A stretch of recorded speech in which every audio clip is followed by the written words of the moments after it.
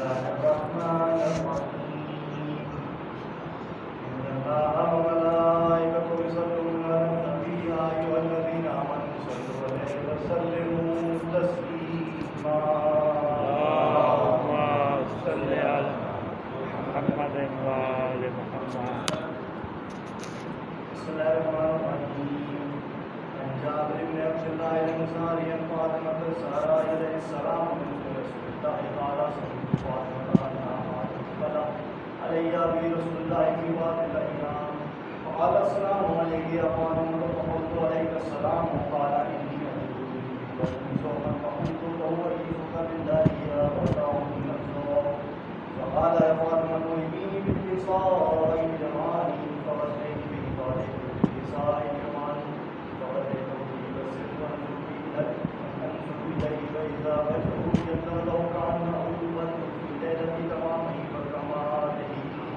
اللهم صل على محمد وآل محمد. كانت إلا ساعة وإذا بمجد الحسن تدخل وقال السلام عليك يا أمه فقلت وعليك السلام يا قرة عيني وثمرة فؤادي فقال يا أمه إني أشم عندك راية طيبة كأنها راية جد رسول الله فقلت نعم إن جدك تحت الانتصار. اللهم صل على وقال السلام عليك يا جداه يا رسول الله يتعلمني أن أكون معك تحت النساء قال عليك السلام يا ولدي ويا صاحب أختي قد أجبت لك فدخل معه تحت النساء وكانت إلا ساعة وإذا بوجد الحسين قد أقبل وقال السلام عليك يا أمه وقلت عليك السلام يا ولدي ويا قرة عيني وثمرة أموالي قال لي يا أمه إني أشم عندك راية طيبة كأنها راية رسول الله وقلت نعم إن جدك وقعت تحت الكساء فدنا الحسين مع الكساء فقال السلام عليك يا جده والسلام عليك يا من اختاره الله كان يريد أن أدخل معكما تحت الكساء فقال عليك السلام يا ولدي ويا شافع أمتي فقدمت لك فدخل معهما تحت الكساء فأقبل عند ذلك أبو الحسن أمير الله فقال السلام عليك يا بنت رسول الله فقلت عليك السلام يا أبا الحسن ويا أمير المؤمنين فقال يا فاطمة إني أشم عندك راية طيبة كأنها راية أمير رسول الله فقلت نعم وما ولديك تحت الكساء. اللهم صل على محمد ولكن أبا الكساء فقال السلام عليك يا رسول الله يتغني أن أكون معك تحت الكساء قال له عليك السلام يا أبي ويا وسيب خليفتي وصاحب الإله أتأسف لك فدخل أبي تحت الكساء ثم أتيت نحو الكساء وقلت السلام عليك يا فتاه يا رسول الله أتأذنني أن أكون معك تحت الكساء قال عليك السلام يا بنتي ويا إخوتي قد أرسلت لك فدخلت تحت الكساء فلما اكتملنا جميعا تحت الكساء فلا في رسول الله طرف الكساء كرسي الكساء قومي بهدركن إلى السماء فقال اللهم إنا هؤلاء أهل بيتي وخاصتي محمدي لحمهم لحمي ودمهم دمي يؤلمني ما يؤلمهم ويحزنني ما يحزنهم أنا حرب لمن حاربهم وسلم لمن صالحهم وعدو لمن نادهم وحب لمن أحبهم إنهم منهم فاجعل صلواتك وبركاتك ورحمتك وغفرانك ورضوانك علي وعليهم واصلح عنهم الرزق وطهرهم تطهيرا. اللهم صل على محمد وآل محمد. قال الله عز وجل يا ملائكتي يا سبحان السماوات إني ما خلقت السماء مبنية ولا أرض مدية ولا قمر منيرا ولا شمس مضية ولا فلك يدور ولا بحر يجري ولا فلك يسري إلا في محبة هؤلاء خمسة الذين هم تحت الكساء وقال الأمين جبرائيل يا ربي ومن تحت الكساء فقال عز وجل هم على البيت النبوة وما الرسالة وعظمتها وبعدها وبنوها. اللهم صل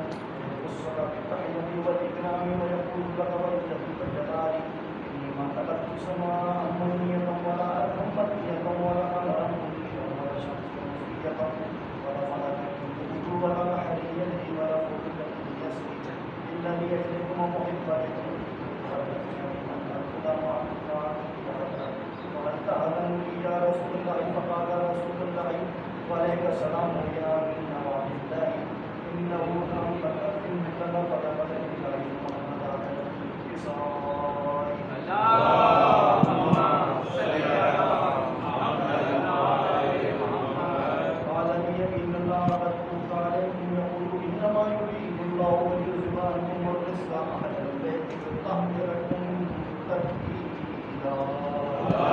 اللهم صل على محمد وعلى قال إن يبي يا رسول الله يخبرني ما لجلوس هذا بعد الكفاء من الفضل من الله. فقال النبي صلى الله عليه وآله وسلم بعثني بالحق نبي واصطفاني بالرسالة التي ما تقبل وتبرنا على المحافل بالمحافل أكتب فيه جمع من شيئنا ومن الدنيا إلا من نزلت لهم رحمة أفضل والملائكة واستغفرت لهم إلى أن يتفرقوا. فقال عليه السلام إنهم لا يفوزون وقال شيخنا ورب الكعبة. اللهم صل على محمد وعلى محمد. قال لي رسول الله صلى الله عليه وآله والذي بعثني بالحق نبي واصطفاني برسالتي ما شكرا خبرنا هذا في محافل من محافل أهل الأرض وفيه شيئتنا ومن الدنيا وفيه المأمون إلا فرج الله همه ولا مأمون إلا وكشف الله همه ولا تعرف حاجته إلا وقضى الله حاجته. فقال علي لله عليه السلام وإذا والله فزنا وكذلك شيئا فعل الدنيا ولا آخرة ورب الكعبة. اللهم صل على محمد وعلى محمد.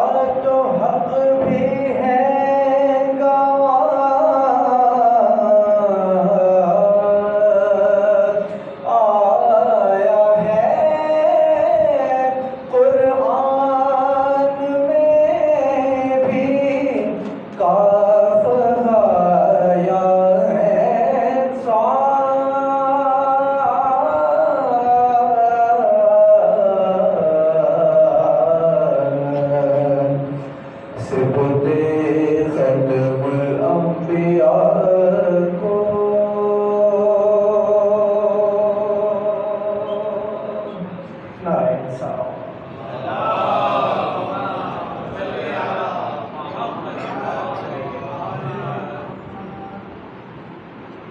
مجلس سے قبل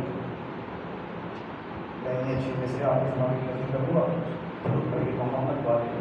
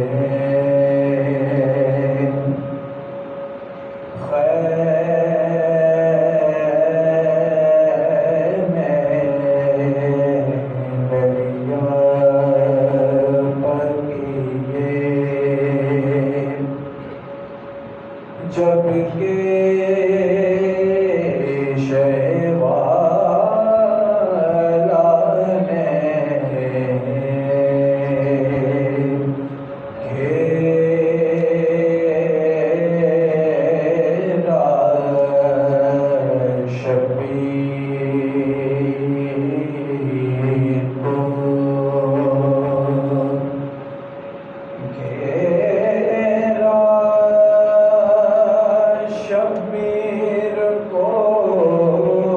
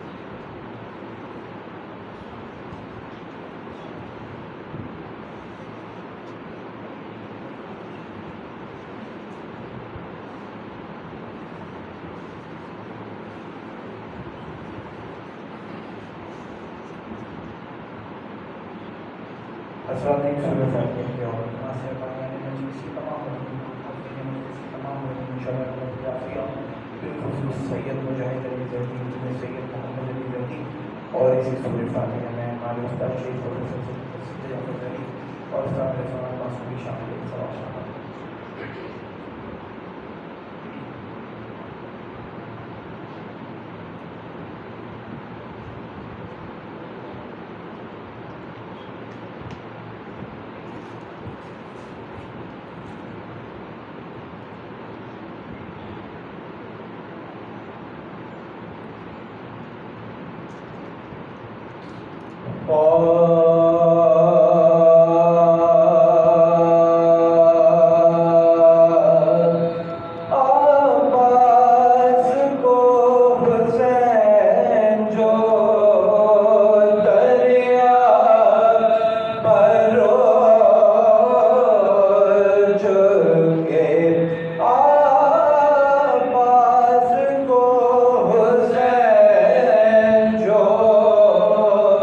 دریا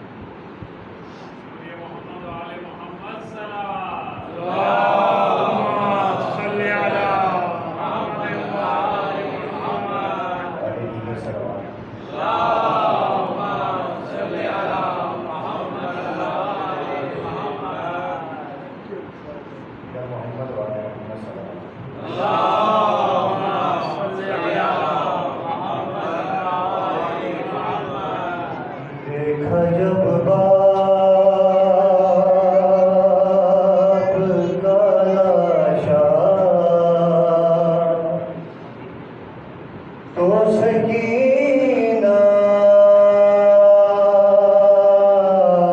روئی، دیکھا جب باپ کا لاشا تو سکینہ روئی،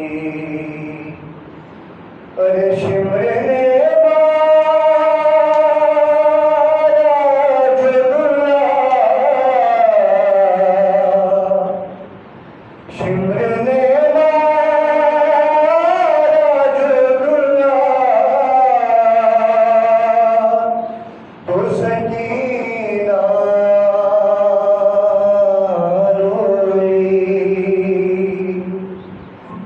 ارے نہ ملا پانی اسے آگ بجھانے کے لیے، جل گیا بھائی کا جھولا تو سکینہ روئی، دیکھا جب باپ کا لاشا تو سکینہ روئی، اور مار کر سید مظلوم کے ہونٹوں پہ چھڑی، جب غزہ حاکم کوفہ تو سکینہ روئی، اور کیا سکینہ وہ تمہیں اتنا بتا دو بی بی، ہند نے آ کے جو پوچھا تو سکینہ روئی، اور چاہتی تھی کہ وہ لے آئے اسے خیمے میں، باپ کا لاشا نہ اٹھا تو سکینہ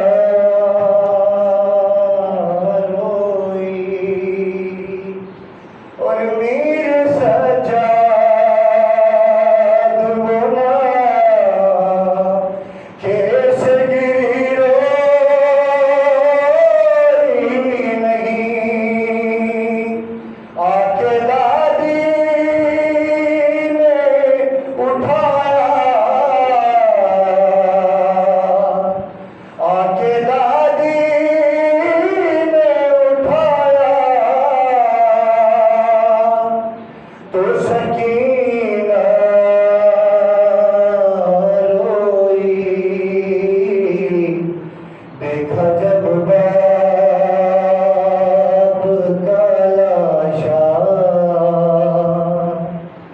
تو سکینہ روئی،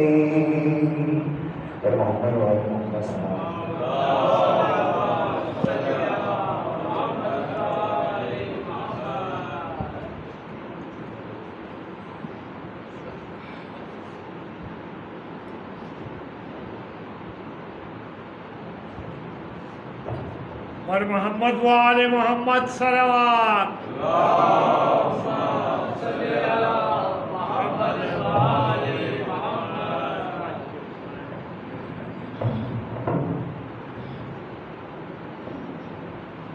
صلوات وسلم۔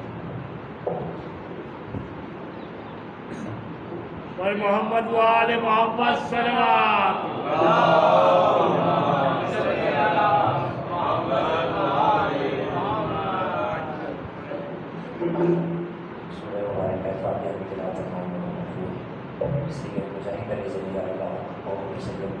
محمد علی زیدی اور اپنے معاملین کو اس فاتحہ میں شامل فرمائیں۔ بسم اللہ الرحمن الرحیم الحمد للہ رب العالمین الرحمن الرحیم مالک یوم الدین ایاک نعبد و ایاک نستعین صراط المستقیم صراط الذین غیر المغضوب علیہم ولا الضالین۔ بسم اللہ الرحمن الرحیم قل هو اللہ احد اللہ الصمد لم یلد ولم یولد ولم يكن له كفوا احد۔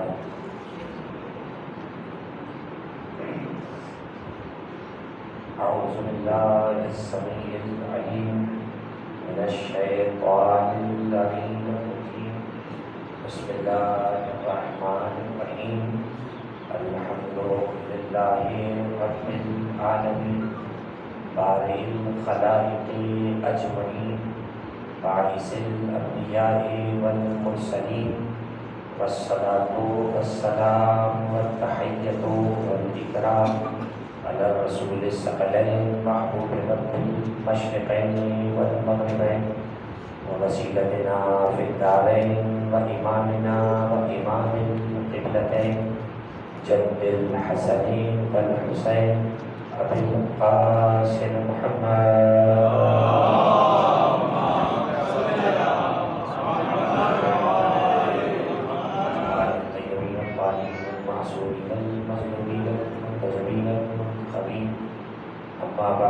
فقد قال الله سبحانه وتعالى في محكم كتابه المجيد وفرقانه الحميد وقوله الحق بسم الله الرحمن الرحيم من كان يرجو لقاء الله فإن أجل الله لآت وهو السميع العليم من جاهد فإنما يجاهد لنفسه ان اللہ لغنی عن العالمین۔ صلوات پر محمد و آل محمد۔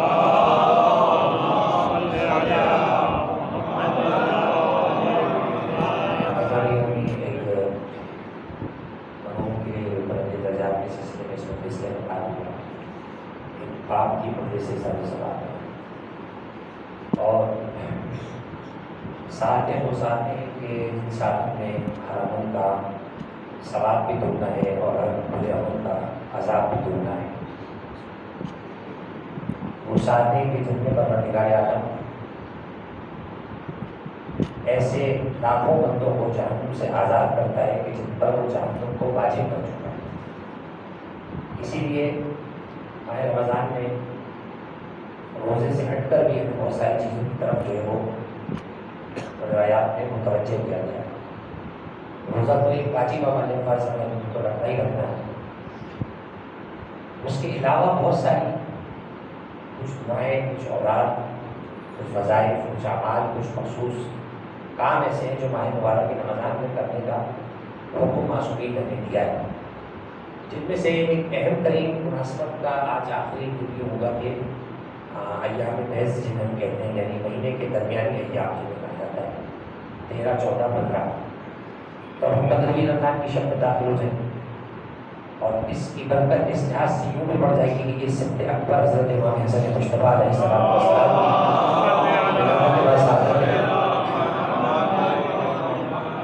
اور پھر معصومین کے مطابق 15ویں شب جو ہے وہ ایام بیض میں سے، یعنی ایام بیض کل کا دن پورا وہ گزرے گا اور پھر آج اس کی شب آتی ہے ہمارے پاس۔ اس شب میں ایک انتہائی اہم ترین دعا پڑھنے کے لیے معصومین نے ہمیں متوجہ کیا، اسے دعائے مجیر کہا جاتا ہے اور اپنے مضمون میں ذرا بڑی دعا ہے، لیکن اس کے مطالب بھی بہت بڑے ہیں، اس کے معنی بھی بہت بڑے ہیں، اس کا اجر و ثواب بھی بہت بڑا ہے۔ مثلا اس کی سند میں یہ بات بیان کی گئی کہ اگر کوئی مقروض اسے قرض کی ادائیگی کے لیے پڑے گا، بندہ اس کا قرض ادا کرتا ہے۔ اگر کوئی بیمار اسے کسی بیماری سے شفا کے لیے پڑے گا، وہ اپنے لیے پڑھے یا آپ کسی کی نیامت میں پڑھ سکتے ہیں۔ آپ اپنے ایسا مریض ہے وہ بیچارہ خود نہیں پڑھ سکتا، بہت زیادہ ایج ہے اس کی مثلا، یا خدا کا خاصہ بولنے کی کیفیت نہیں، آپ اس کی طرف سے پڑھ سکتے ہیں، اللہ قبول کرے گا. خود آپ کی کوئی ایسی شدید حاجت ہے جو سال بھر سے رکی ہوئی ہے، کوئی کام پھنسا ہوا ہے، تو وہ 12 مہینے سننے والا قبول کرنے والا ہے، اس میں کوئی شک نہیں. اس نے کہا ہے کہ اجیب دعوت اللہ اذا دعان، ہر پکارنے والے کی پکار کے لبیک کہتا ہوں جب بھی مجھے پکارتا ہے. لیکن خود اس ماہ رمضان میں اس نے قبولیت کے امکانات کو بڑھا دیا ہے، اس لیے زیادہ اس مہینے میں زور دیا جاتا ہے. ورنہ ایسا نہیں ہے کہ 1 سے 10 رمضان کے بعد اب رحمت کا کوٹا ختم نہیں ہوا، اب رحمت نہیں کرے گا، اشر رحمت ختم ہو گیا. 11 سے 20 رمضان کے بعد وہ کسی کو بخشے گا نہیں، اشر مغفرت ختم ہو گیا. ایسا نہیں، یہ ایک اضافی پیکیج ہے کہ اگر کسی کو لگ رہا ہے کہ میں اتنا گناہگار ہوں بخشا نہیں جاؤں گا تو ان 10 دنوں میں میرے پاس آ جائے، میں اسے بخش دوں. اگر کوئی یہ سمجھ رہا ہے کہ میں تو جہنم سے نہیں بچ سکتا، تو آخری کے عشرے کے اندر میری بارگاہ میں گر گڑائے، تذلل کرے، عاجزی کرے، خضوع کرے، اپنے آپ کو نادم بنا کے میری بارگاہ میں پیش کرے، میں اسے جہنم سے آزاد کر دوں گا. اس لیے کہ جہنم میں بھی بھیجنے والا نہیں ہوں اور جنت میں بھی میری اذن سے مرضی سے داخل کیا جائے گا. چنانچہ اس لحاظ سے ہمیں ماہ رمضان کی طرف زیادہ اس لحاظ سے متوجہ ہونا ہے کہ آج ہم بس سمجھیں کہ آپ کے پاس 15-14 رمضان باقی رہ گئے اس سے بعد. چنانچہ ہمیں اس لحاظ کی طرف متوجہ ہونا ہے. اگر ایسی مناسبت میں اگر کوئی ایصال ثواب درمیان میں آ جائے تو پھر اس کا اجر اور زیادہ بڑھ جاتا ہے. کیونکہ جیسے کہ ہم نے ابھی عرض کیا اس ماہ میں ہر عمل ڈبل ہو جاتا ہے. معصوم نے فرمایا نوم الصائم عبادت، روزدار کا سونا عبادت ہے. اور اس کے بعد خطبہ شعبانیہ کے مطابق کہا وانفاسکم فیہ تسبیح، اس مہینے میں تمہاری سانس لینا عبادت ہے. بہار میں ایک عجیب روایت میں نے پڑھی جس کے بعد لکھا ہے نوم الصائم عبادت، روزدار کا سونا عبادت ہے. وصمتہ تسبیح، اس کا چپ رہنا تسبیح ہے. اس کا چپ رہنا تسبیح ہے.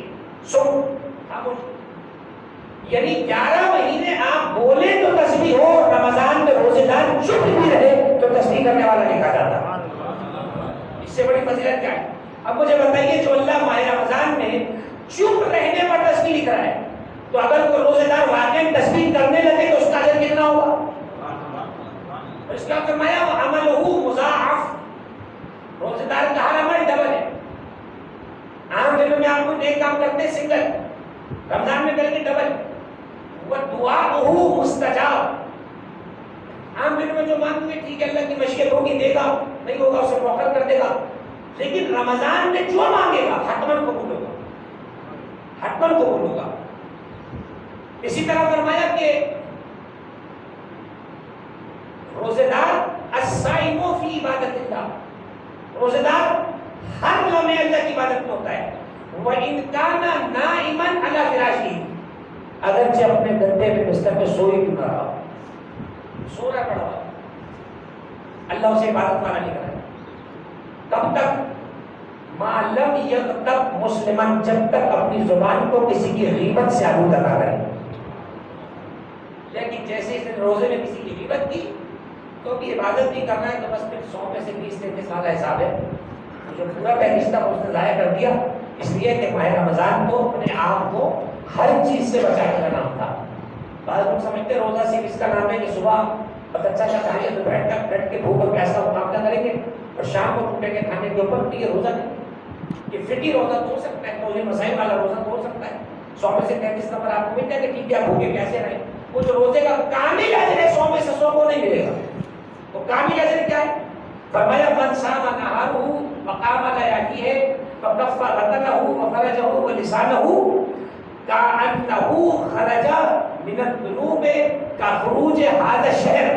پیغمبر نے فرمایا جس نے اس مہینے کے دن میں روزے رکھے، رات میں قیام کیا، اللہ کی بارگاہ میں مصلی پہ کھڑا ہوا، زبان کو، آنکھ کو، پیٹ کو، شرمگاہ کو برائیوں سے، گناہوں سے، حرام کاموں سے بچایا، یہ سب کنڈیشن ہے. وہ گناہوں سے ایسے نکل جائے گا جیسے ہم پہلی چاند رات شفاعت کی روٹی رمضان کے مہینے سے نکل جاتے ہیں، ایسے نکل جائے گناہوں سے. جیسے ہی حدیث حضرت جابر بن عبداللہ انصاری نے سنی، انہوں نے تعجب سے کہا ما احسن ھذا الحدیث، سبحان اللہ یا رسول اللہ، کتنی اچھی حدیث آپ نے ارشاد فرمائی. پیغمبر نے فرمایا وما اشد ھذہ الشروط، یہ بھی تو دیکھ شرطیں کتنی سخت ہیں جو میں نے بتائی. سبحان اللہ تو کہہ رہے ہو، یہ بتاؤ شرطیں کتنی سخت ہیں. جو ان کنڈیشنز کے ساتھ روزے کو لے کر چلے گا وہ کما ہم کو روزے کا اجر پانے والا ہوگا۔ خدا تعالیٰ ہماری عبادتوں کو اپنی بارگاہ میں شرکت قبول عطا فرمائے اور ہماری عبادتوں کے اجر کو ہمارے مرحومین کی بارگاہ میں حساب فرمائے۔ شریعت کے اندر رسالہ ثواب کوئی کسی مخصوص صورت یا مخصوص کوٹے کا نام نہیں ہے کہ وہ بس اتنا ضائع نہیں جائے گا۔ ہر نیک اور جائز کام اپنے پڑھنے والے کو 24 گھنٹے میں جا سکتا ہے۔ 24 گھنٹے آج کا روزہ افطار کرے، نیت کرے مرحوم کے عزیز و اقارب کہ میں اپنے آج کے روزے کا اجر مرحوم مجاہد زندگی اللہ مقاموں کی ان کو پہنچاؤں گا۔ اللہ آپ کے روزے کا اجر اسے بھی پہنچائے گا اور اتنا ہی اجر آپ کو بھی عطا فرمائے گا، اس لیے کہ اس کی بارگاہ میں اجر میں کمی اور فقدان کا کوئی تصور نہیں ہے۔ ماہ رجب میں دعا پڑھتے تھے ہم لوگ، یا میں یعطی الکثیر بالقلیل، کیا ترجمہ ہے؟ اے وہ اللہ جو تھوڑے میں سے زیادہ عطا کرتا ہے۔ دنیا کے ماہرین زیادہ میں سے تھوڑا دیتے ہیں، اللہ اس قدرت کے ذات کا نام ہے جو تھوڑے میں سے زیادہ عطا کرتا ہے اور تھوڑا کبھی ختم بھی نہیں ہوتا ہے۔ ورنہ میتھمیٹیکلی تو تھوڑے میں سے زیادہ دینا ویسے ہی غلط ہے۔ 5 میں سے 10 کیسے دے سکتے ہیں؟ 10 میں سے 5 ہوتا ہے، لیکن اللہ تھوڑے میں سے زیادہ عطا فرماتا ہے اور ایسے عطا دیتا ہے کہ دینے والے کو پورا بھی جاتا ہے اور اس کے پاس سے تھوڑا ختم بھی نہیں ہوتا ہے۔ چنانچہ اپنے اِسال ثواب میں، اپنی شب قدر کی دعاؤں میں، اپنے ایام اعزا کی مجالس میں اور محافل ولادت کی جہاں بھی شریک ہو، اس اپنے اجر کو اپنے مرحومین کی بارگاہ میں احسان کرتے ہیں۔ مغربین کی نماز پڑھیں گے، پروردگار جو اس کا اجر ٹوٹا پھوٹا تیری بارگاہ سے مجھے ملے، میری شان کے مطابق ہوئی، اپنی شان کے مطابق تو میرے مرنے والوں کو بھی عطا فرما، مجھے بھی عطا فرما۔ یاد رکھیں اللہ سے اپنے لائق نہ مانگے، اس کے لائق مانگے تو جیسا وہ ہے وہ خود عطا کرنے والا ہے۔ ایک سلام پڑھیں مرحوم کی ولادت درجہ۔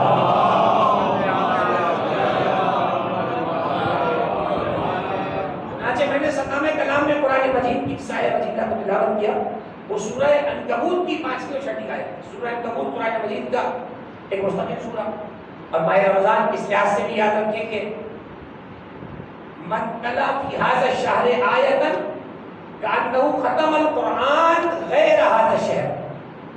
ان کا شواہد پیغمبر اکرم نے کیا فرمایا؟ جس نے اس ماہ میں ایک آیت کی تلاوت کی، ایک آیت تو بھاری نہیں ہے نا، ایک صفحہ تو ممکن ہے مجھ پہ بہت بھاری ہے، میرے 10 کام اٹھ جائیں اور بڑا معاشیات اوپر نیچے ہو جائے، اگر ایک صفحہ میں پڑھ لوں تو ایک آیت میں تو کوئی قیامت میں عمل نہیں ہے۔ ایک آیت جیسے 2 آیتیں میں نے پڑھی ہیں، من تلا فی ھذا الشہر آیۃ من القرآن، اب اس سے کم اور کیا کرے گا پروردگار؟ جس نے اس ماہ میں ایک آیت کی تلاوت کی، وہ ایسا ہے جیسے رمضان کے علاوہ پورا قرآن ختم کیا ہو۔ اور ایک جملہ اور یاد رکھ لیجیے، آپ بچپن سے سنتے آ رہے ہیں کہ رمضان میں قرآن پورا ختم کرنا چاہیے، تو پہلی بات تو ایسی کوئی حقیقت موجود نہیں ہے ہمارے پاس۔ ختم وہ کریں جن کو قرآن ختم کرنے کا شوق ہے، ہمارے قرآن ختم کرنے کا حکم نہیں ہے، قرآن ڈھنگ سے سمجھ کے پڑھنے کا حکم ہے۔ ایسے قرآن ختم کرنے کا کیا فائدہ کہ تمہیں کچھ سمجھ میں ہی نہ آئے اور اس میں مٹھائیاں بھی بانٹ دی ہیں اور فرمایا آپ نے، تو ہمارے کسی عالم نے ریکمینڈ نہیں کیا پہلی بات کہ پورا قرآن سوال ہے اللہ ماشاء اللہ پورا ختم کر لیں، مطلوب نہیں ہے شریعت میں کہ پورا ہی ختم کر۔ اب اس میں لوگوں کو ایکسکیوز کیا مل جاتا ہے، مولانا آپ کیسے شروع کریں وہ ختم نہیں ہو پائے گا پورا، یہ کیا بات ہے؟ یعنی نہ نوبت دے ہوگا نہ رادھا ناچے گی، اب وہ شروع کرے گا ہی نہیں تو ختم کیسے کرے گا؟ تو اللہ ماشاء اللہ شروع کریں، مولا کا نام لے کر، اللہ کا نام لے کر، ایک صفحہ، ایک آیت، 2 آیتیں، 5 آیتیں، 10 آیتیں، 14 معصوم کی نسبت سے 14 آیتیں، 12 کی نسبت سے 12 آیتیں، اور اس کے ترجمے کو ساتھ ساتھ پڑھیں۔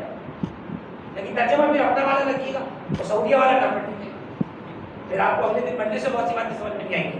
یہ وہ پڑھے کہ اس کو پتا ہو کہ ہاں اس آیت میں کہاں ڈنڈی ماری جا سکتی ہے اور کہاں ماری گئی ہے، ورنہ جو ترجمے ہمارے رائے تھے، فرمان علی کا، امام حسین کاظمی کا، مقبول حسین کاظمی کا، علامہ نقل کا، نشائر کا جوازی کا، یہ ترجمے پڑھے جائیں تاکہ ہم قرآن کو ویسے سمجھیں جیسے سمجھنے کا حق ہے، ورنہ قرآن کو کسی کو نہیں پڑھ سکتے آپ، ترجمہ بھی اپنے علماء کا پڑھا جائے۔ سورہ عنکبوت کی 2 آیتوں میں کیا ارشاد فرمایا؟ من کان یرجو لقاء اللہ، جو بھی اللہ کی ملاقات کی امید رکھتا ہے، جو بھی اللہ کی ملاقات کی امید رکھتا ہے، فإن أجل الله لآت وهو السميع العليم، تو بس وہ جان لے کہ اللہ کے ملاقات کی گھڑی آنے ہی والی ہے اور وہ بہت سننے والا اور بہت جاننے والا ہے۔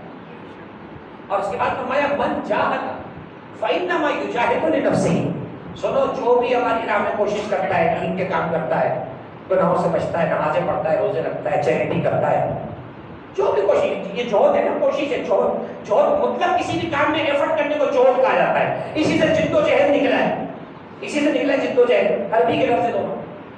من جاہدا، تم میں سے جو بھی اپنی زندگی کے کسی کام میں ایفرٹ کرتا ہے، دین کا کام، دنیا کا کام، فإنما یجاہد لنفسہ، وہ ہمارے لیے کچھ نہیں کرتا ہے، اللہ کہہ رہا ہے اپنے لیے کرتا ہے جو کرتا ہے.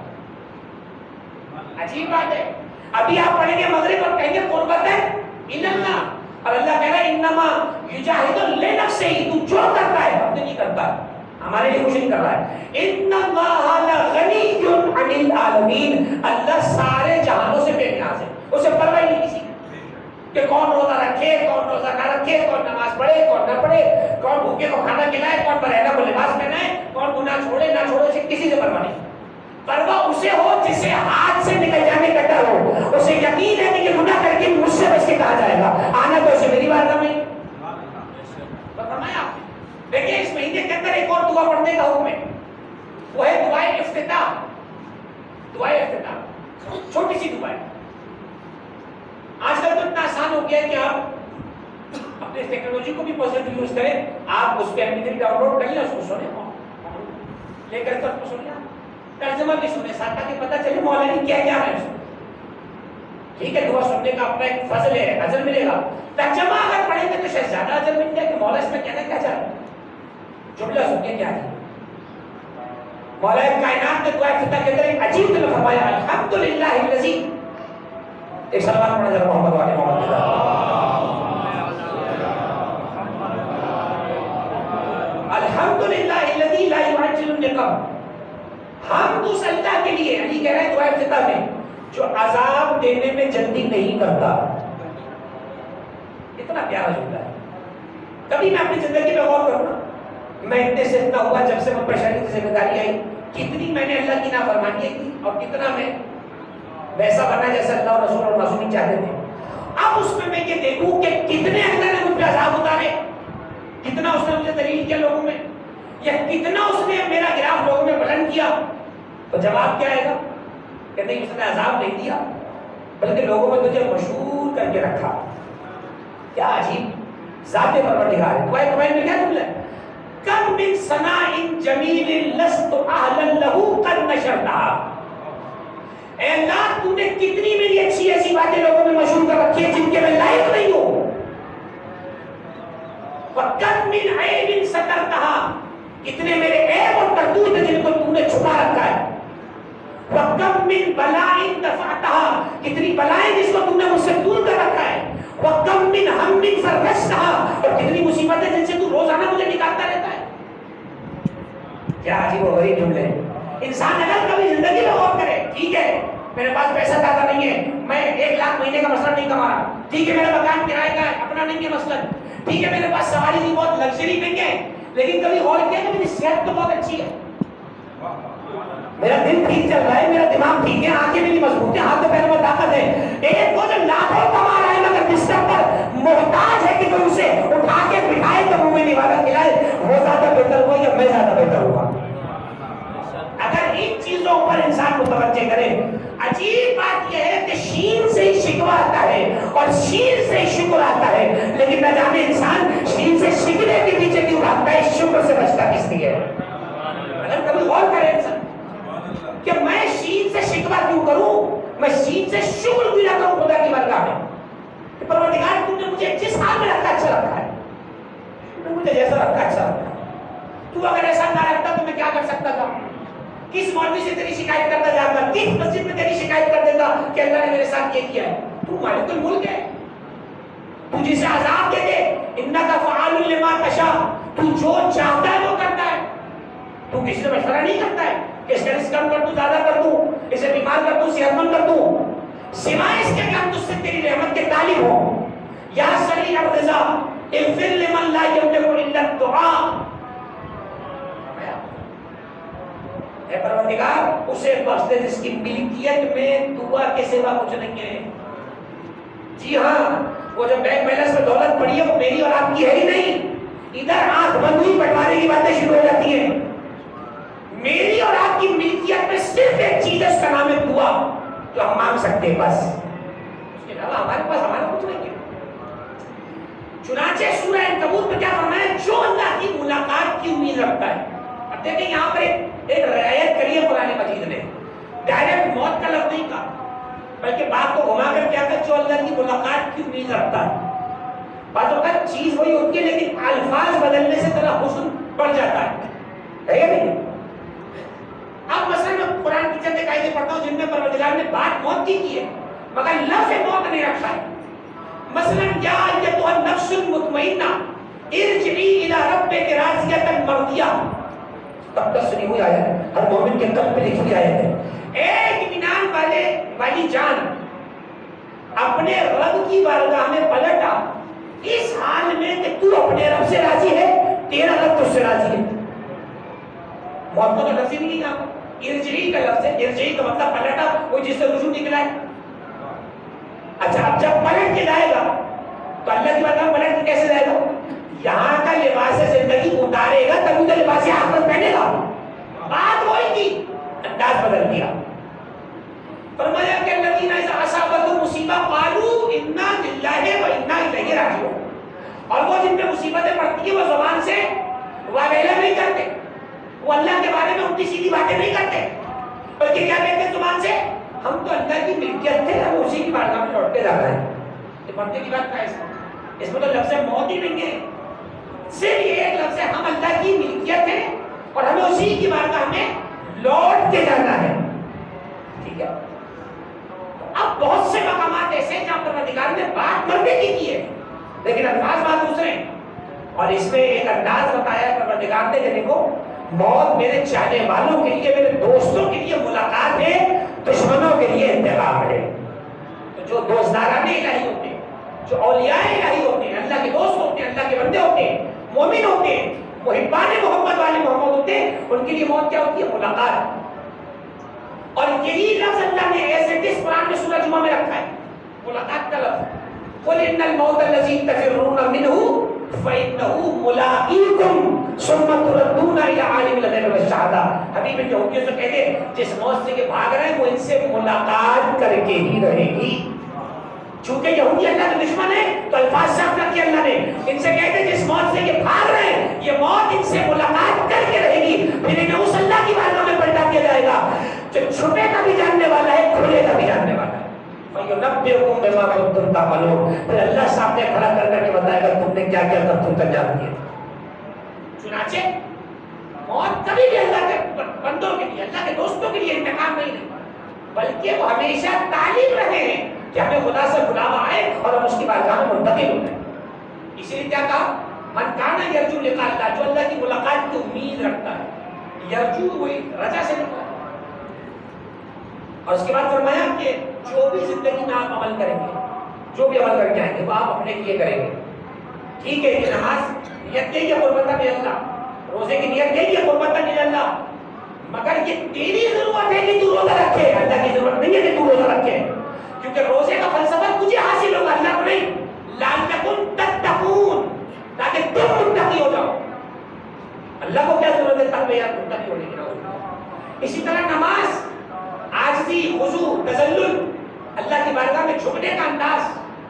اور عجیب ہے یہ اللہ کی بارگاہ میں جھکنا، ایسا جھکنا کہ جو ساری کائنات کو اپنے دروازے پر جھکنے کے لیے مجبور کر دیتا ہے. اللہ کے سامنے جو جھکتا ہے پھر وہ کائنات کو کسی کے آگے نہیں جھکتا بلکہ کائنات اس کی آگے جھکی ہوئی نظر آتی ہے. ایک سلام پڑھے محمد والے محمد پر.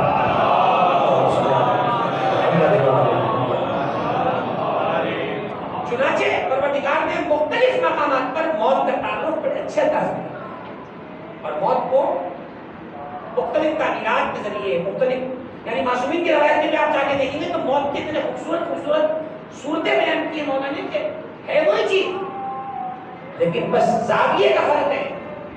اس بارگاہ کی چھت سے کسی اینگل سے کسی جگہ کو دیکھیں تو کچھ اور ہے، گلی سے جا کے دیکھیں گے منظر کچھ اور ہے، چیز وہ ایک ہی ہے، زاویے کا فرق آ گیا. بلندی سے دیکھا تو کچھ اور نظر آئی، نیچے سے دیکھا تو کچھ اور نظر آئی.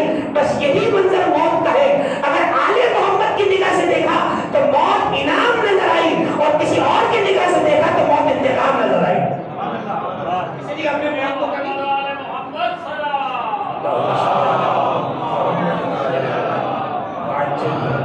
ہم نے کبھی موت کا انتقام نہیں سمجھا. مومن کبھی موت سے گھبراتا نہیں. اور یاد رکھیے گا ڈرا اس سے جاتا ہے جس سے بچنے کا کوئی آپشن موجود ہو. آپ کسی ڈرتے ہیں ٹھیک ہے علاقہ بدل لیں شہر بدل لیں مسئلہ کہیں بدل لیں, لیکن جس سے بچنا ممکن نہ ہو اس سے ڈرنا کیا ہے؟ اس سے صلح صفائی کر کے بات ختم کی جائے. تو جب حتمی ہے کہ موت نے آنا ہے تو پھر کیوں نہ موت سے دوستی کا ہاتھ بڑھا دیا جائے. اب آپ کہیں گے کہاں چلے موت سے آپ ہاتھ بڑھوانے کے لیے؟ تو جی ہاں, موت ان کی دوست ہو جاتی ہے جو آل محمد کے دوست رہا کرتے ہیں. خود ملک الموت کہتا ہے کہ میں ان پر شفیق ماں سے زیادہ رحم کرتا ہوں جن کے دل میں محبت اہل بیت ہوتی ہے. ملک الموت کہتا ہے. ہم نے زراعت کی روایات میں اس طرح کے مضمون موجود ہیں ہمارے پاس کہ جب کسی مومن کی موت کا وقت آتا ہے تو اس کے بعد چاہتا ہے معصومین تشریف لے آتے ہیں, اور ملک الموت جب انہیں رکھا ہوا سرانے دیکھتا ہے پہلے تو ملک الموت ان سے پوچھتا ہے کہ یہ آپ نے چاہنے والوں میں سے 14 کی آواز آتی ہے, ہاں یہ ہمارا چاہنے والا ہے, ہمارا موالی ہم سے موالات رکھتا ہے, تولا رکھتا ہے. رسول اللہ ملک الموت سے بڑھ کر کہتے ہیں اسی کا میں تجھے وصیت کرتا ہوں, نصیحت کرتا ہوں, اس پہ ایسے رحم کر جیسے ایک ماں اپنے بچے پہ رحم کرتی ہے. ملک الموت پلٹ کے جواب دیتا ہے یا سعادتی یا قادتی, اے میرے سرداروں, اے میرے آقاؤں, واللہ انی لاشفق علیہ من ابی و امہ, یا رسول اللہ میں اس پہ ایسے رحم کروں گا جیسے کوئی ماں بھی اپنی اولاد پہ رحم نہ کرتی ہوگی. اس کی روح کو بڑی آرام سے قبض کر کے جنت کی وادی میں لے جاؤ. اب بتائیں کہاں کا خوف اور کہاں کی دہشت اور کہاں کی دہشت. خدا متعال ہم سب کو موت کی سختیوں سے محفوظ فرمائے. موت کی سختی بڑھا دے, سختی سے انکار نہیں ہے. وجاءت سکرۃ الموت بالحق, قرآن کی آیت ہے, اور موت کی بے ہوشی آ گئی جس کا آنا حق تھا, اور تجھے ہم غش میں ڈال دیں گے, تیری پنڈلی سے پنڈلی ملا دی جائے گی, اور تب تجھے پتہ چل جائے گا کہ آج تیرے رب کا وعدہ پورا ہو چکا ہے. خدا ہم سب کو ان سختیوں سے محفوظ فرمائے جو موت کی سختیاں ہیں. جس کے دل میں محبت الہی ہو اس کے لیے موت گلاب کے پھول کی مانند, جیسے آپ گلاب سونگھتے ہیں بلا مبالغہ, یہ والی تعبیر بیان کی ہے. بعض روایات کا مفہوم ہے کہ جنت میں درخت ہے جس کا نام طوبہ ہے. طوبہ کا ویسے تو معنی ہوتا ہے کنگریچولیشن کسی کو جب ہم کہتے ہیں جیتے رہو, مبارک ہو, بھلا ہو تمہارا, اسے طوبہ کہا جاتا ہے. سورہ رات میں قرآن مجید میں ایک آیت موجود ہے وَلَهُمْ طُوبَى وَحُسْنُ مَآبٍ, اور ان کے لیے طوبہ ہے اور بہت اچھا پلٹنا ہے. کن کے لیے؟ مومنوں کے لیے. تو بعض روایات میں کہ طوبہ جنت میں درخت ہے جس کی جڑیں علی و فاطمہ کے گھر میں ہیں, شاخیں جنتوں تک ہے. جی ہاں, تو تعجب میں نہ پڑے, سورہ رحیم میں تو اس سے بڑی آیت موجود ہے کہ علم تری کیف ضرب اللہ مثلا شجرۃ طیبۃ کشجرۃ طیبہ اصلها ثابت وفرعها فی السماء. اللہ کہتا ہے ہمارا شجرہ طیبہ وہ ہے جس کی جڑ زمین میں ہے, شاخ آسمان میں ہے. اور شجرہ طیبہ بھی آل محمد ہے.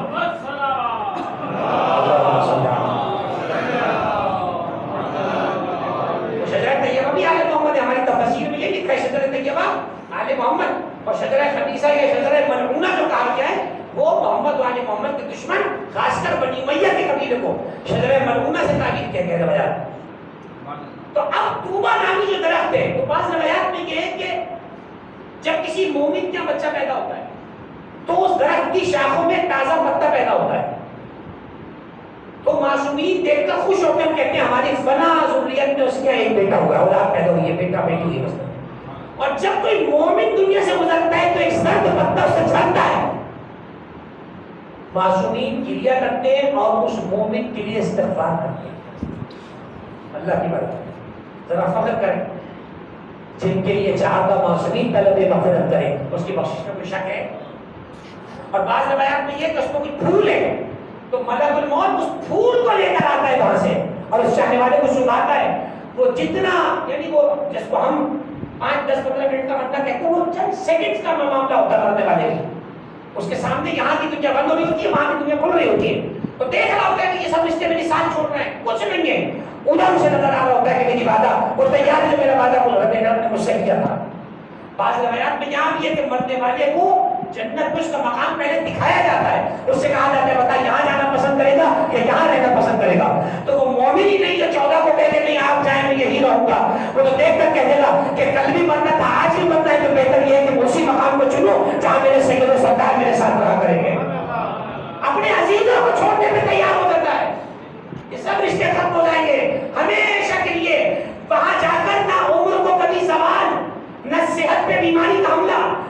خوشی پہ بھی بدحالی کا حملہ، نہ خوشی پہ غموں کا حملہ، نہ کسی قسم کا خوف، خطر، امن و امان کی وادی میں پہنچ جائے گا اور اسے کہا جائے گا جا اللہ نے تجھ سے کیا ہوا وعدہ پورا کر دیا اور نعمتوں سے ہمیشہ کے لیے سرفراز ہو جا، اس کا وعدہ اللہ نے قرآن میں مومن بندوں سے کر رکھا ہے۔ اسے وہاں بھیج دے جائے گا اور وہ برزخ کے اس ڈیوریشن میں پہنچ جائے گا جو قیامت تک جاری رہے گا۔ برزخ کا ڈیوریشن بیچ میں ہوتا ہے، پھر جب قیامت کا مرحلہ ہوگا تو پھر حساب کتاب شروع ہو چکا ہے۔ اب پیغمبر اکرم کی شفاعت کو برا کام آئے گی، کوئی نیٹ اینڈ کلین نہیں ہو گیا کہ برزخ میں مٹنے کے بعد وہ کہتا ہے میں خود چلا جاؤں گا، اسے نیٹ اینڈ کلین ہونے کے باوجود بھی شفاعت چاہتا معصومی چاہیے۔ شفاعت صرف گناہوں سے بخشوانے کا نام نہیں ہے، شفاعت کسی کی فائل آگے بڑھانے کا بھی نام ہوتا ہے، تو جسے اشارہ کرے تو وہ جنت میں جائے گا۔ لکھا ہے علماء نے کتاب، حتیٰ کہ بعض روایات میں یہاں تک ہے، تعجب ہوگا آپ کو سن کر، کہ حضرت جناب سیدہ بعض انبیاء کی شفاعت کرے گی۔ چنانچہ پروردگار ان چیزوں کا سوال کرے گا، ان نعمتوں کا سوال ہوگا۔ خدا مرحوم کی بیماری کو ان کی درجات کی بلندی کا سبب قرار فرمائے، ایک طویل زندگی کا بیماری سے لڑتے رہے۔ ایک جملہ ہے، ایک جملہ کہہ رہا ہوں جوان دوستوں کے لیے، اپنے لیے، اپنے ہم سے دوستوں کے لیے کہہ رہا ہوں، یہ جو ول پاور کہتے ہیں نا جس کو، اندر سے مضبوط ہونا، یہ سیکھیں بڑوں سے، یہ بڑوں سے سیکھیں۔ یہاں ذرا سا بخار ہو تو پورا گھر سر پہ اٹھا دیتا ہے، ذرا سا سر چکر آ رہا ہے تو آج بس شہزادے کو کوئی کچھ نہ کہے۔ اپنے بڑوں سے سیکھیں کیسی کیسی مشکلات سیویئر بیماریوں کے اندر وقت گزارتے ہیں، اور آپ کو ہمیں پال کے بڑوں کی کیا زندگی بھی نبھائی، دین بھی نبھائی، دنیا بھی نبھایا، اور آپ کو اس لائن بنا کے چلے گا کہ آپ آج فرش شہزادہ بیٹھے ہیں۔ یہ سیکھنے کی چیز ہے اپنے بڑوں سے۔ استقامت بڑی چیز کا نام، استقامت بڑی چیز کا نام۔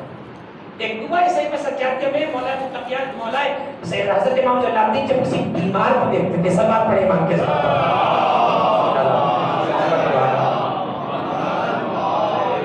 صحیح میں سجادیہ یاد رکھیے گا میرے عزیزو، ایک ایسی امانت ہے اہل بیت کے پاس حضرت امام جلال الدین کی، اس کا سوال ہوگا۔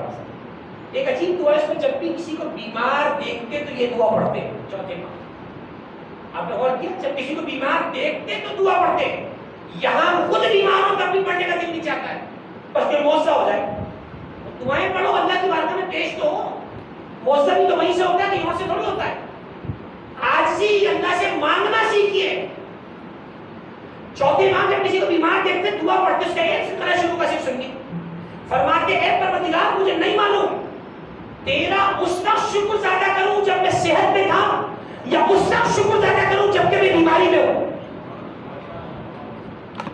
اندازہ لگائیں، یعنی کوئی مجھ سے اگر پوچھے تو میں یہ کہوں گا کہ صاحب میں جب بیمار ہوں گا جب دیکھا جائے گا دعا مانگ لے کے اللہ سے۔ چوتھی امام کیا کہتا ہے؟ پروردگار مجھے نہیں معلوم تو زیادہ حقدار شکر کا بیماری میں ہے یا صحت میں؟ تو حق کیا ہے؟ حق یہ ہے کہ وہ ہر وقت شکر کا لائق ہے، بیماری میں ہوتا شکر میں ہوتا، صحت میں ہوتا۔ پروردگار تو مجھے سجدہ کرتا رکھا ہے، تو میں مجھے کسی کا محتاج نہیں بنایا، میں اپنے معاملات خود کر رہا ہوں، اپنا آنا جانا اپنا سب کام خود کر رہا ہوں۔ اور اگر کسی بیمار کو دیکھے تو اس کے لیے بھی دقت ہوا کرے پروردگار اس کے لیے۔ اب یہاں بھی جملہ میں کہہ دیتا ہوں، ہمارے یہاں کچھ چیزیں غلط عام ہو گئی ہیں، ان میں سے غلط عام چیز کیا ہے؟ پروردگار ان کی مٹی کو عزیز کر لے، پروردگار ان کی مشکل کو آسان کر دے۔ اب وہ اس دعا کے ذریعے ان کی مشکل آسان کروانا نہیں چاہ رہے ہوتے، اپنی مشکل آسان کروانا چاہ رہے ہوتے کہ اس کی مشکل آسان ہو تو ہماری مشکل آسان ہو۔ غلط ہے یہ والی بات۔ میں اور آپ کون ہوتے ہیں اللہ کے کاموں میں دخل اندازی کرنے والے اس انداز میں؟ ہاں اگر آپ کو اس والے زون میں کوئی بات کرنی ہے تو معصوم نے جملہ بتایا وہ بولا کریں آپ۔ وسائل الشیعہ نے ایک روایت ہے، امام نے فرمایا جب بھی کسی کی ایسی کیفیت دیکھو تو جملہ کو اللہم احیینی ما کانت الحیات خیرا لی وتوفنی اذا کانت الوفات خیرا لی۔ اے اللہ جب تک میرے لیے زندگی اچھی ہے مجھے زندہ رکھ، جب میرے لیے موت اچھی ہے مجھے موت دے دے۔ دونوں جملے بیلنس ہے بالکل، نہ آپ جلدی مرنے کی بات کر رہے ہیں نہ آپ کہہ رہے ہیں کہ ابھی رک جا بھی میرے بچے ذرا کسی لائق ہو جائے تو مجھے موت دے دینا۔ دونوں چیز اللہ کے حوالے، اور دیکھا تو بہتر جانتا ہے کہ تم نے مجھے دنیا سے کب اٹھانا ہے۔ چنانچہ مرحوم کے خانواده سے تسلی اور تعزیت اور پرسے کے لیے زندہ خارج جمع ایک باپ کا سر سے اٹھانا چیلوں کا بات ہے، ایک باپ کا سر سے اٹھانا جو ہے یقیناً اولاد اس صاحب اولاد ہے، بچے کو اب گھر کے کفیل ہے باپ کے بعد، لیکن باپ کی کمی بہرحال تحقیق باپ زندگی کا وہ جزو لا ينفك ہے، ایسا جز ہے کہ جس کو مائنس کر کر زندگی کا تصور نہیں۔ خدا جن کے باپ حیات ہیں وہ زندگی دے سلامت رکھے، جن کے والدین گزر گئے ہیں ان کو جوارے علی و فاطمہ میں اعلیٰ مقام عطا فرمائے۔ لوگ تو کہتے ہیں نا کہ کسی کے ابا ہیں یا نہیں، تیسری کہتے تو کوئی نہیں ہوگی۔ تو جن کی اولاد زندہ ہے ابا اماں چلے گئے وہ ابا اماں کے لیے دعا کریں۔ خدا نہ خواستہ کسی ماں باپ کو اولاد کا غم ہوا ہے جوان، وہ اولاد کے لیے دعا مانگے اللہ سے، دونوں دعائیں ایسے سجدے میں موجود ہیں، دعائیں پڑھیں۔ اور جیسے افطار کا وقت قریب آتا ہے اس کا اور دعاؤں کو بڑھایا کریں۔ افطار کا وقت دعاؤں کی قبولیت کا ایک وقت ہوا کرتا ہے، جیسے ہم لوگ بھاگا دوڑی میں گزارتے تھے، قبولیت کا وقت ہے۔ ڈیلی بیسس پر کچھ دعائیں جو اللہ آپ کو مجھے عطا کرتا ہے کتے کے طور پر کہ لوگ مانگو مجھ سے۔ ان النسائی میں ان افطاری دعوت لم ترد، معصوم فرماتے ہیں ہر روزہ دار کے لیے افطار کے وقت کچھ دعائیں جو اللہ نے دی ہے اسے کہ یہ مانگ تجھے میں قبول کروں گا۔ تو ہمیں چاہیے کہ دسترخوان پہ بیٹھے پانی کھجورات کو اٹھائیں، جہاں مختلف دعائیں پڑھنے کا حکم ہے اس وقت وہ پڑھیں۔ دنیا بھر میں جو کئی پریشان ہیں اس کو یاد کریں، کوئی بھوکا پیاسا ہے اسے یاد کریں، کہ اسپتالوں میں شدید نگہداشت کے وارڈ میں بیماری موت کے ان کو یاد کریں۔ ایک جملہ یاد کرنے میں کوئی خرچ نہیں ہو رہا میرا، باعلاج اتنے تڑپ رہے سسٹم میں لگ رہے تم سب کو اچھا کرتے ان کے صدقے میں مجھے بھی اچھا کرتے مجھے بھی اچھا ہے۔ یاد رکھیں حدیث میں آیا الخلق عیال اللہ، مخلوق اللہ کا کنبہ ہے۔ جب بندہ لوگوں کے لیے مانگتا ہے اللہ فرشتوں سے کہتا ہے دیکھو اسے میرے لوگوں کے لیے اتنی فکر کا گواہ ہو جاؤ، میں اس کی ساری پریشانیوں کو دور کر رہا ہوں، میرے بندوں کے لیے اتنی فکر کر رہا ہے۔ حالانکہ اس کی ذمہ داری نہیں ہے اتنی فکر کرنا، میں خالق ہوں ان کا۔ تو اپنی دعا میں دوسروں کو بھی یاد رکھے، جانے والوں کو یاد رکھے، اور خاص طور پر جملہ کہتے بات کا مانتا ہوں جب باپ سر سے اٹھ جاتا ہے میرا عزیزوں تو یاد رکھیے گا رحمتوں کو گھر پہ بلانا پڑتا ہے، رحمتیں گھر سے روٹ جاتی ہیں۔ پوچھ لیں آپ ان سے جن کے ماں باپ موجود ہیں، جن کے سر پہ ماں باپ موجود ہیں، رحمتیں اپنے دروازوں پہ رہتی ہیں۔ کبھی نہ سوچیے گا میرا باپ تو نماز نہیں پڑھتا، میرے باپ نے کون سے روزے پورے رکھے، نعوذ باللہ، کبھی یہ ذہن میں نہ آنے دیجیے گا۔ وہ کچھ بھی ہو، اگر روایت میں کافر تک کا لفظ ہے، کافر بھی ہو تب بھی تجھ پر اس کا حق ضرور ہے کیونکہ وہ تیرا باپ ہے۔ مجھے بتا جو شریعت کافر باپ کو ڈیگریڈ کرنے کی اجازت نہ دے، وہ ایسے اپنے کسی خانوادے میں بھی جہاں تعلیمات کے محمد والے محمد کو مل کے جاتا ہوں، کل کبھی کوئی ماں باپ کو اونچی نیچی چیز نظر آئے تو اولاد کی حیثیت سے حق بنتا ہے، درگزر کرے گا۔ آپ کو حق نہیں ہے ان کا جج بننے کا، اس لیے کہ یہ ماں باپ ہیں، یہ ماں باپ ہیں۔ ان سے پوچھیے جنہیں اپنے ماں باپ سے ملنے قبرستانوں میں عید کے دن جانا پڑتا ہے، جب یہ گھر پر موجود ہوتے ہیں تو سارا خاندان آتا ہے نا، ابا اماں کے منہ سے تو آتے ہیں، کس کے منہ سے آتے ہیں؟ البتہ رشتہ داروں کے لیے جملہ یہ کہوں گا کہ میرا اور آپ کا وظیفہ یہ ہے کہ اگر کسی کا کوئی عزیز گزر گیا تو اپنا رشتہ ان سے ختم نہ کریں کہ یہ مطلب اب کل آپ نہیں آنا، آپ کے بچوں کو بھی کوئی نہیں پوچھے گا، رابطے رکھیں۔ اس لیے کہ جب بھی خوشیاں گھر میں آتی ہیں تو پھر باپ بڑا یاد آتا ہے جو خود سادے کپڑے پہن کے بچوں کو نئے کپڑے پہنا دیتا تھا، خود روکا سوکھا کر کے بچوں کو تازہ کھلا دیتا تھا، پھر بڑا باپ یاد آتا ہے۔ اللہ اکبر۔ میں اکثر کہتا ہوں کہ افطار کا جو لمحہ ہوتا ہے نا، یہ جو افطار کا لمحہ ہوتا ہے خوشی کا لمحہ ہوتا ہے، معصوم کے فرمان کے مطابق للصائم فرحتان، معصوم نے فرمایا روزہ دار کے لیے روزانہ 2 خوشیاں ہوتی ہیں۔ فرحتن عند لقاء اللہ، پہلی خوشی سے جب ملے گی جب وہ اللہ سے ملے گا، اللہ اسے روزے کا بدلہ دے گا ڈائریکٹ خود۔ وفرحتن عند افطارہ، دوسری خوشی سے جب ملتی ہے جب وہ اللہ کے حلال رزق میں سے صبح سے شام تک اس کے کہنے پہ بھوکا پیاسا رہنے کے بعد جب پہلا نانا منہ میں رکھتا ہے خوشی کا وقت ہوتا ہے کہ آج میں اللہ کے حکم سے افطار کر رہا ہوں۔ لیکن میرے عزیزوں پوری کائنات میں ایک فرد ایسا ہے جو افطار کے دسترخوان پہ بھی روتا ہے، ایک فرد ایسا ہے، ہاں وہ کربلا کا عزادار زین العابدین ہے، میرا چوتھا امام بیمار کربلا۔ کنیز کہتی ہے میں نے کبھی افطار کے دسترخوان پہ مسکراتے ہوئے نہیں دیکھا، جب بھی آب جام ہاتھ میں اٹھاتے تھے گھونٹ گھونٹ گریا کر کے کہا کرتے تھے یہ وہی پانی ہے جس کی پاداش میں میرے بھائی کے صدر کو قتل کر دیا گیا۔ گھر کی کنیز کہتی ہے کبھی پانی کو ہاتھ میں اٹھا کے کہتے تھے یہ وہی ہے جس کے لیے میرے چچا کے بازوؤں کو قتل کر دیا گیا۔ کبھی پانی کا جام ہاتھ میں لے کے کہتے تھے ہاں یہ وہی پانی ہے جو فرات میں بہ رہا تھا مگر فرزند رسول کو پیاسا جدا کر دیا گیا۔ اجرکم اللہ، اجرکم اللہ۔ میرے عزیزوں بس یہی چند جملے مرحوم کے بچوں سے تعزیت کے لیے آج آپ افطار کرائیں گے، یہ افطار بھی آپ کے بعد پہ ثواب پہنچے گا نا، روزے دار کے منہ میں جب افطار جائے گا۔ مجھے بتائیں سب سے پہلے دسترخوان افطار میں کس چیز پہ ہاتھ بڑھاتے ہیں آپ؟ سب سے پہلے پانی کا جام ہاتھ میں لیتے ہیں۔ کتنی دیر کی پیاس ہے؟ ابھی صبح کو روزہ رکھا ہے، صبح کو سحری کی ہے، آخری تک بھر کے پانی پیتے ہو نا، اور سب سے پہلے افطار کہاں پڑتا ہے؟ پانی کا۔ سلام اس حسین پر جس کی پیاس کا منظر امام زمانہ نے کچھ اس انداز میں کھینچا، السلام علی الشفاء القابلات، سلام ان ہونٹوں پر جو شدت پیاس سے پھٹ چکے تھے، سلام ان ہونٹوں پر جو شدت پیاس سے پھٹ چکے تھے۔ میں کیسے سمجھاؤں پیاس کیا ہوتی ہے؟ مجھے کیا پتا پیاس کیا ہوتی ہے؟ آپ کو کیا پتا پیاس کیا ہوتی ہے؟ ہم کبھی پیاسے رہے ہوں تو ہمیں پتا ہو پیاس کیا ہوتی ہے۔ پوچھو مجھ سے جس کی ماں کے ہاتھ محل میں 7 سمندروں کا پانی تھا، جس کا نانا حوض کوثر کا مالک ہے، جس کا باپ ساقی کوثر ہے، مگر اس حسین کے سامنے پانی بہ رہا ہے، درندے پانی پی رہے ہیں مگر حسین کو پانی پینے کی اجازت نہیں ہے۔ اجرکم اللہ میرے عزیزو، جب بھی کبھی پانی کا جام اٹھایا کرو، کہہ دیا کرو اللہم لعن قتلۃ الحسین واولاد الحسین واصحاب الحسین۔ معصوم فرماتے ہیں 1 لاکھ گناہوں کو اللہ معاف کر دیتا ہے، 1 لاکھ نیکیاں لکھ لیتا ہے، 1 لاکھ برائیاں مٹا دیتا ہے، 1 لاکھ درجے بلند کرتا ہے۔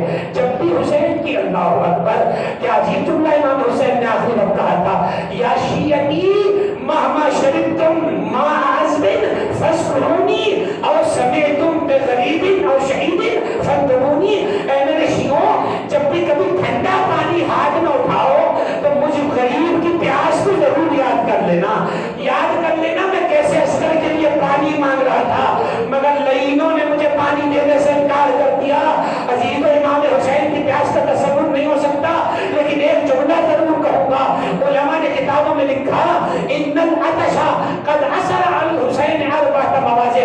علماء کہتے ہیں پیاس نے امام حسین کے بدن مبارک پر 4 جگہوں پہ بڑا گہرا اثر ڈالا تھا۔ پہلا اثر یہ تھا کہ وہ لسان و مجروح، حسین کی زبان ایسی ہو چکی تھی جیسے کاٹی جا چکی ہو، حسین کا کلیجہ ایسا تھا جیسے کوئی سوئیاں چل رہا ہو۔ اس کے بعد کا جملہ سنے والشفاء القابلہ، ہونٹ حسین کے پھٹ چکے تھے پیاس سے۔ اور چوتھا جملہ عجیب ہے، اگر سمجھ گئے تو بہت کیا کرو گے عزیزو، والعین مظلمۃ، حسین کی آنکھوں میں اندھیرا چھا گیا تھا۔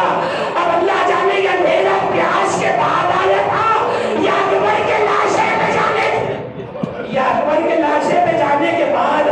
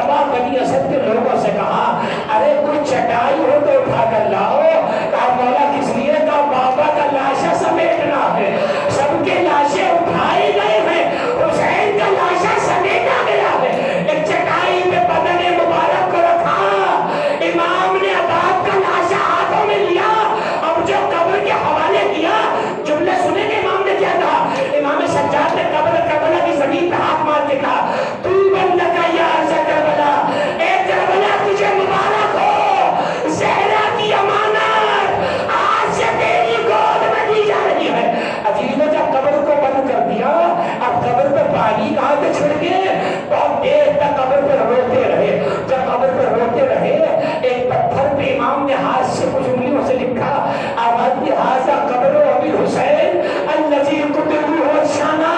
اے بنی اصل والوں اگر میرے بابا کے ظاہر کربلا آئے تو قبر حسین کا پتہ پوچھے بتا دینا یہ اسی کی قبر ہے جسے 3 دن کا بھوکا پیاسا بچوں کے سامنے ذبح کر دیا گیا ہے. اللہ ولعنت اللہ علی القوم الظالمین وسيعلم الذين ظلموا أيام القلب ينقلبون. بارلا اس پر سے اپنی بارگاہ میں قبول فرما لے. بارلا جہاں کا موسمی کا واسطہ مرحوم مجاہد علی زیدی ابن محمد علی زیدی کے درجات کو بلند فرما. بارلا آج اس بیماری سے لڑتے رہے مگر اس بیماری کو کی درجات کی بلندی کا سبب قرار فرما. بارلا ان کے بچوں کو عزیز و اقارب کو صبر جمیل عطا فرما. بارلا مرحوم کی نیکیوں کا عبادتوں کا ستائیوں کا بہترین بدلہ کو عطا فرما. جنت کی ہواؤں کو قبر میں داخل فرما. نور ولایت محمد والے محمد سے کی قبر کو منور فرما. جب قیامت کا ہنگامہ ہو تو محمد والے محمد کا دامن نصیب فرما. جب قیامت کی پیاس ہو تو حوض کوثر کا جام عطا فرمانا.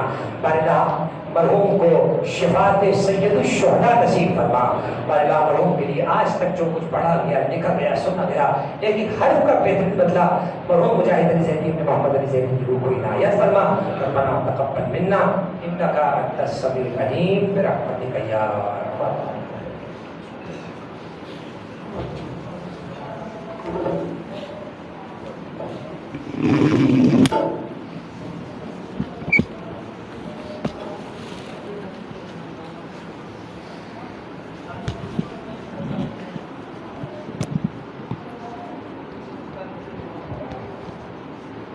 پڑا گھوڑے سے جب رنگ شیخر وہ بلا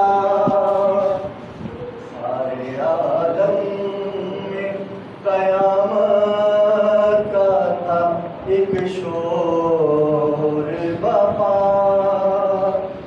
درد میں ڈوبی ہوئی آئی یہ ماں کی صدا. ہائے مظلوم حسین میرا مظلوم حسین میرا مظلوم حسین.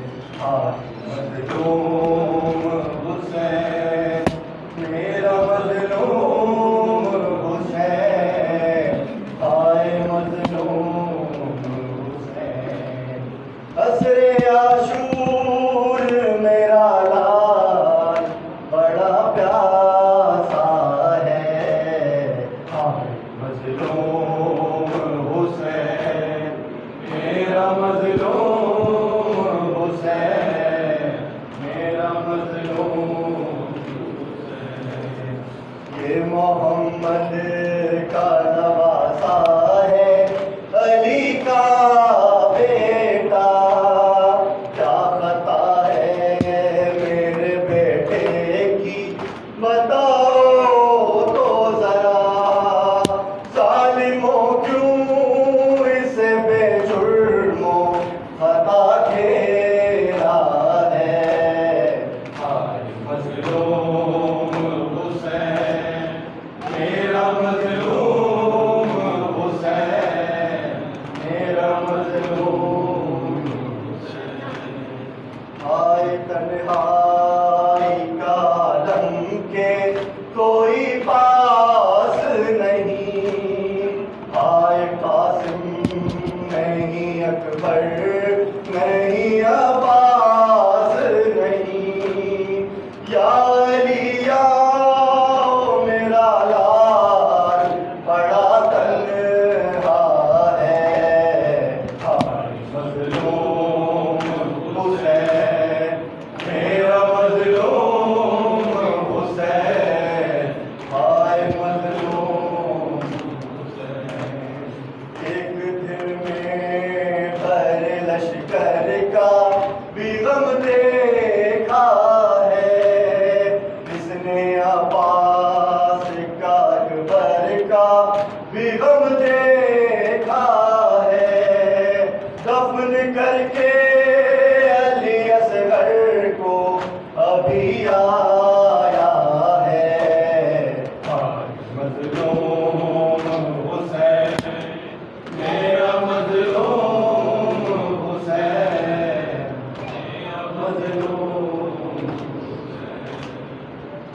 چھلنی ہے جگر پھر بھی نہیں رویا ہے، کتنے دن سے تو میرے لال نہیں سویا ہے، آ میری گود میں سو جا تو بہت جاگا ہے، مظلوم حسین میرا مظلوم حسین میرا مظلوم حسین، عصر عاشور میرا لال بڑا پیاسا ہے، مظلوم حسین میرا مظلوم حسین میرا مظلوم حسین۔ تم یہ بلندی رجا کی یہ بواز بلند در سلام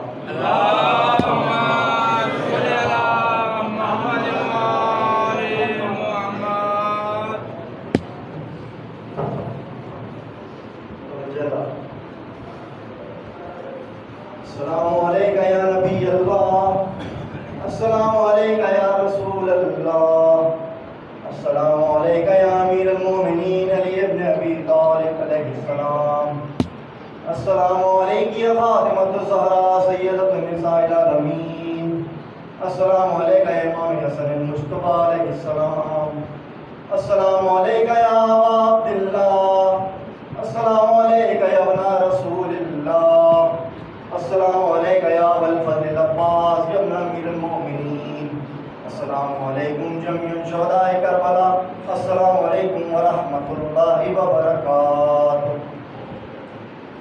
السلام علیکہ یا غریب الغرباء، السلام علیکہ یا معین الضعفاء والفقراء، السلام علیکہ یا مغیث الشیعۃ والزوار فی یوم الجزاء، السلام علیکہ یا انیس النفوس، السلام علیکہ ایہا المدفون بارض طوس، السلام علیکہ یا علی ابن موسیٰ الرضا، السلام علیکہ ورحمۃ اللہ وبرکاتہ، السلام علیکہ یا صاحب العصر والزمان، الامان الامان الامان من فتنة الزمان، السلام علیکہ یا خلیفۃ الرحمن، السلام علیکہ یا امام الانس والجان، السلام علیکہ یا مظہر الایمان، السلام علیکہ یا شریک القرآن، السلام علیکہ یا قاطع البرہان، السلام علیکہ یا امام زماننا، ھذا اجل اللہ فرجک وسہل اللہ مخرجک وظہورک برحمۃ اللہ وبرکاتہ۔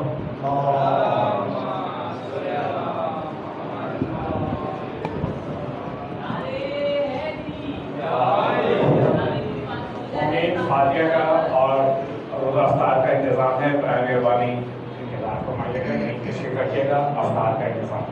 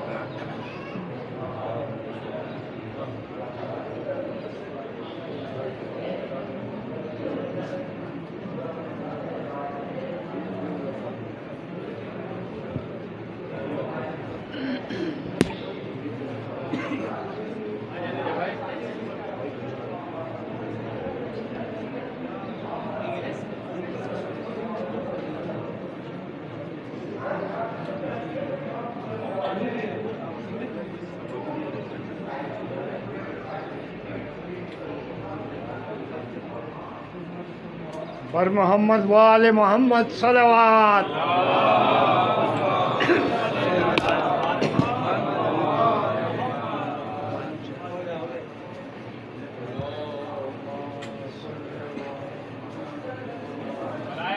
درجات بلند تر صلوات. صلی علی محمد وآل محمد وعجل فرجهم یا کریم.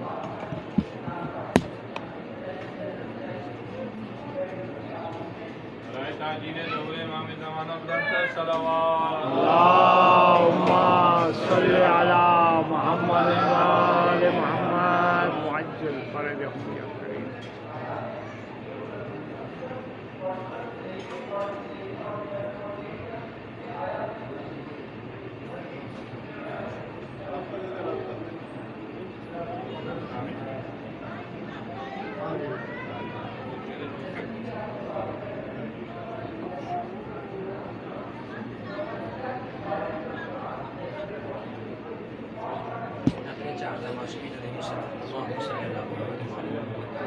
بسم اللہ الرحمن الرحیم رب العالمین الرحمن الرحیم مالک یوم الدین ایاک نعبد و ایاک نستعین اهدنا الصراط المستقیم صراط الذین انعمت علیہم غیر المغضوب علیہم ولا الضالین. بسم اللہ الرحمن الرحیم انا انزلناه فی لیلۃ القدر وما ادراک ما لیلۃ القدر لیلۃ القدر خیر من الف شهر تنزل الملائکۃ والروح فیہا بإذن ربهم سلام هي حتى مطلع الفجر. بسم الله الرحمن الرحيم قل هو الله احد الله الصمد لم يلد ولم يولد ولم يكن له كفوا احد. بسم الله الرحمن الرحيم قل هو الله احد الله الصمد لم يلد ولم يولد ولم يكن له كفوا احد. بسم الله الرحمن الرحيم قل هو الله احد الله الصمد لم يلد ولم يولد ولم يكن له كفوا احد. اللهم صل على محمد وعلى محمد. اللهم صل على محمد وعلى محمد. اللهم صل على محمد وعلى محمد. اس نظر کو بارگاہ چاردہ معصومین بارگاہ شہدائے کربلا میں منظور و مقبول فرما. ایک سورہ فاتحہ سید مجاہد علی زیدی ابن سید محمد علی زیدی. اللهم صل على محمد وعلى محمد. بسم اللہ الرحمن الرحیم الحمد للہ رب العالمین الرحمن الرحیم مالک یوم الدین ایاک نعبد و ایاک نستعین اهدنا الصراط المستقیم صراط الذین انعمت علیہم غیر المغضوب علیہم ولا الضالین. بسم اللہ الرحمن الرحیم اللہ احد الله الصمد لم يلد ولم يولد ولم يكن له كفوا احد. بسم الله الرحمن الرحيم قل هو الله احد الله الصمد لم يلد ولم يولد ولم يكن له كفوا احد. بسم الله الرحمن الرحيم قل هو الله احد الله الصمد لم يلد ولم يولد ولم يكن له كفوا احد. اللهم صل على محمد وعلى محمد. اللهم صل على محمد وعلى محمد. اللهم صل على محمد وعلى محمد. بائنا سورہ فاتحہ سورہ اخلاص 56 مرتبہ قرآن مجید 40 بار چار پڑھے گئے اور بے شمار مرتبہ درود استغفار سورہ قدر سورہ اخلاص سورہ یاسین سورہ رحمان سورہ روم سورہ کوثر سورہ مزمل سورہ دعا آیت الکرسی سورہ توبہ بارنا جو کچھ مرحوم کے لیے پڑھا گیا سب کا بہترین بدلہ اپنی بارگاہ سے مرحوم مجاہد علی زیدی ابن محمد علی زیدی کی روح کو عنایت فرما. مرحوم کے درجات کو بلند فرما. صغیرہ کبیرہ گناہ معاف فرما. شفاعت محمد والے محمد نصیب فرما. ان کے پسماندگان کو عزیزوں کو صبر جمیل عطا فرما. امام زمانہ کے ظہور میں تعجیل فرما. ربنا تقبل منا انک انت السمیع العلیم برحمتک یا ارحم الراحمین.